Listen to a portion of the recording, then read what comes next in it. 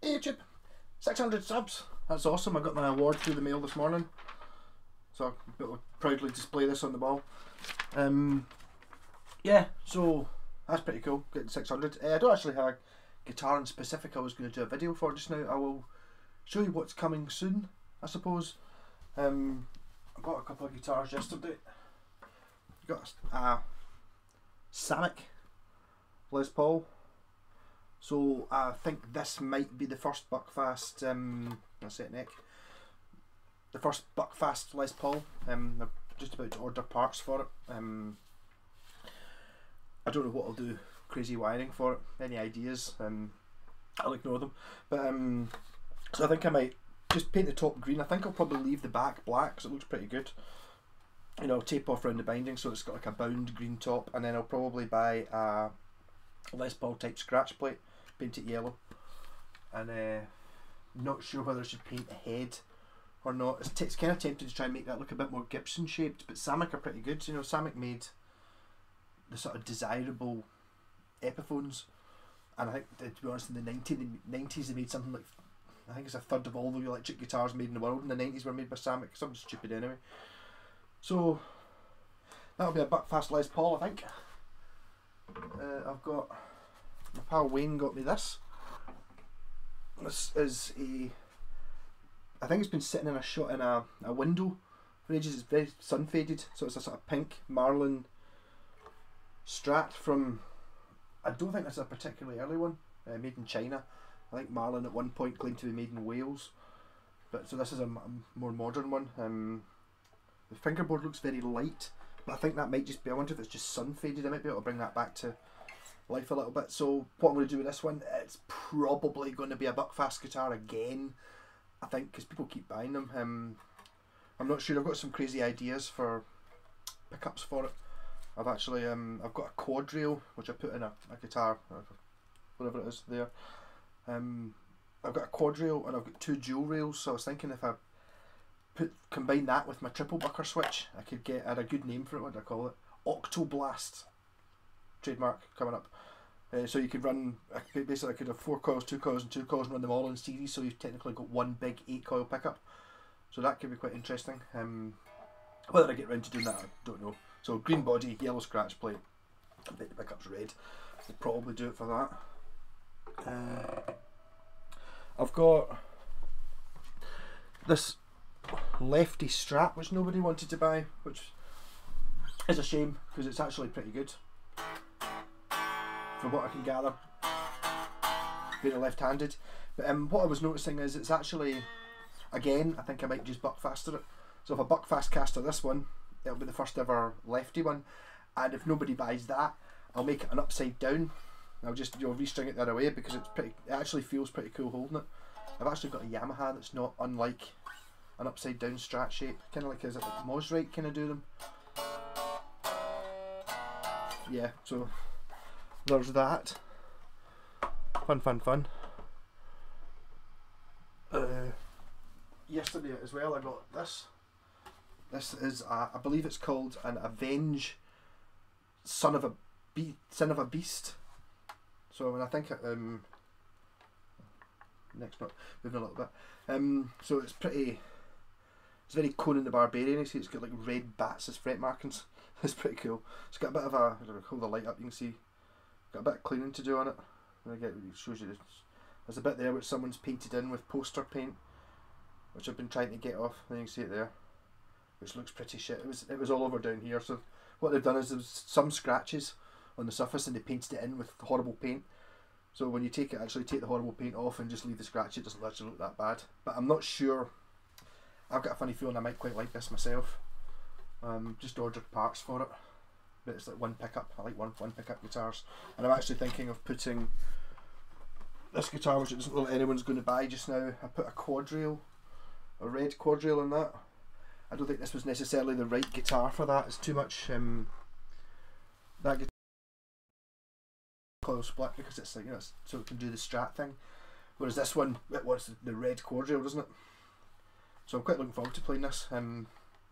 I like the cheap BC Rich guitars. The ones I don't like are the Platinum series, but the bronze ones I do like because they're cheap. The Platinum series are pretty much exactly the same, but they've got better hardware. So, well, this one will have decent hardware because it doesn't have any hardware at all just now. So I'll put good stuff on and see what we end up with. I suppose I'll just work my way along this wall. This is a new guitar which I've not done a video for yet. I bought for myself. This is a Vantage. I will have to, when I do the proper video, I'll look up the proper number. It doesn't have a great name. It's just it's an R30 or something like that. It's not. But look at check that input jack. It's very computer age, and it's kind of like your very red and black 80s thing. I think it was 1984. This one made in Japan. 3 single coil pickups. No, so you can see the red thing. So I'm waiting for a tremolo arm for that. I've ordered it. So when that comes, I shall do a video of that one. The reason I was getting the Vantage because I've got this one here, which I absolutely love.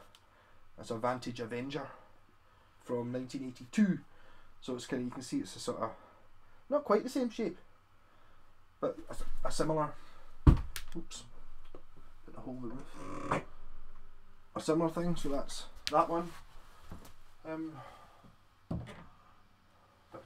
I'll just go through these spots on the wall. This is always very heavy. This is a Yamaha, which I really like as well, an SE150, which unlike most Yamahas, the serial number, the model number normally tells you a bit about the guitar. Like my first Yamaha was a 321, so the 3 was sort of about 300 quid, the 2 was 2 humbuckers, and the 1 was 1 single coil.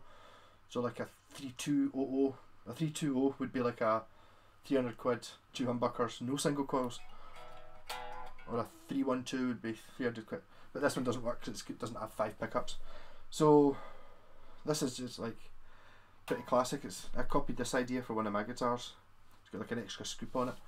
But these are awesome guitars made in Taiwan. This one is, I can't remember, I've got a funny feeling it's actually, one of the reasons I decided to keep it was because it's exactly the same age and same origin as my girlfriend. I think it's 85, 86 from Taiwan. But these are, if you see the Yamaha SE series, I think these were before the Pacificas. It's really heavy though. I didn't really notice that until just now. Going through, I don't think I'm actually playing them. Oh, this one. This is one I made myself out of planks of joist left over from work. It's a Fender Telecaster.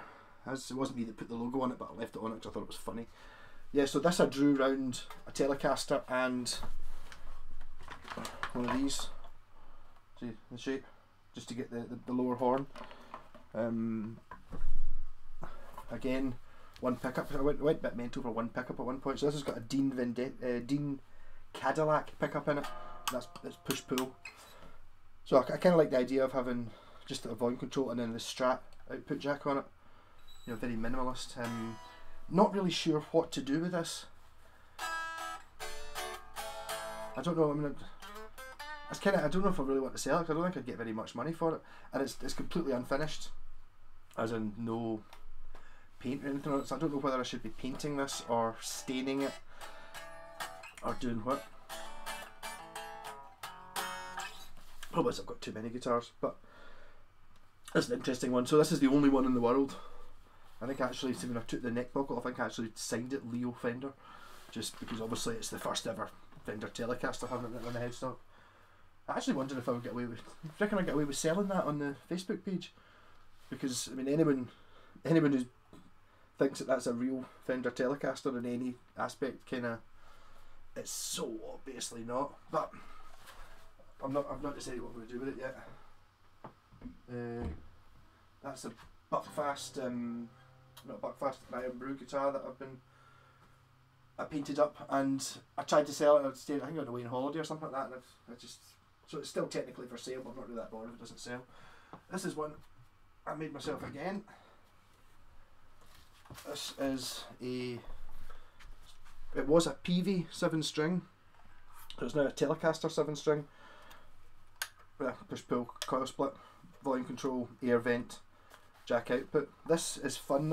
I've been using this to play playing a bit of baby metal because I don't have any 7 strings, and they've got a few I can't remember. I was playing Karate by them the other night, but I've obviously forgotten it already. Nah, I can't remember it at all.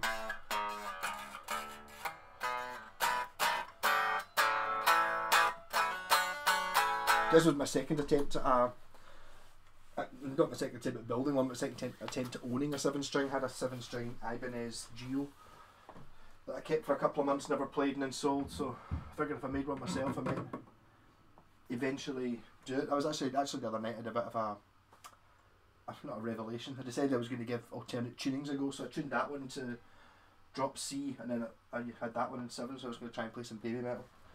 And then my latest new one, which I swapped for the amp that was here, the Granger. I've already got one of these, but this is a 1985 Grant, made in Japan. Don't know what the model number or anything like that is, but these are stunning. I have a silver one like this with one pickup. I've got one exactly this colour but with 2 pickups, and now I've got 3. I don't like selling good guitars. Well, obviously all the guitars I sell are really good. I don't like selling ones I like, but the problem with this one is I've already got the exact same thing in silver, so it might be coming up. It needs a bit cleaned up. It's a bit grotty. I've not actually done anything to it.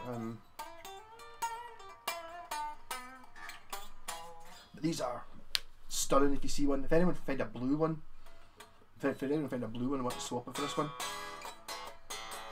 or if anyone's actually got one or any more information. The guy who sold me this one bought it in 1985 on Byers Road in the Grant's Guitar Shop.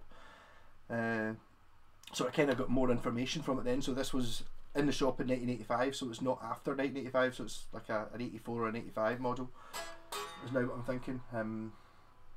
3-piece Japanese neck, high quality guitar. And brand new, these weren't that expensive. They're about 129 quid, I think he said it was, in 1985, which obviously doesn't translate very up, but another lovely guitar. So I've got lots of guitars in just now for fixing up, so I've not really been advertising. People keep asking me if I do mods. I do mods. If you've got to bring your guitar over, I can give it an MOT, or I can fix it pretty much anyway. I've never attempted a full refret before. I just don't think that sounds like much fun. But anything electrical, I'm good at.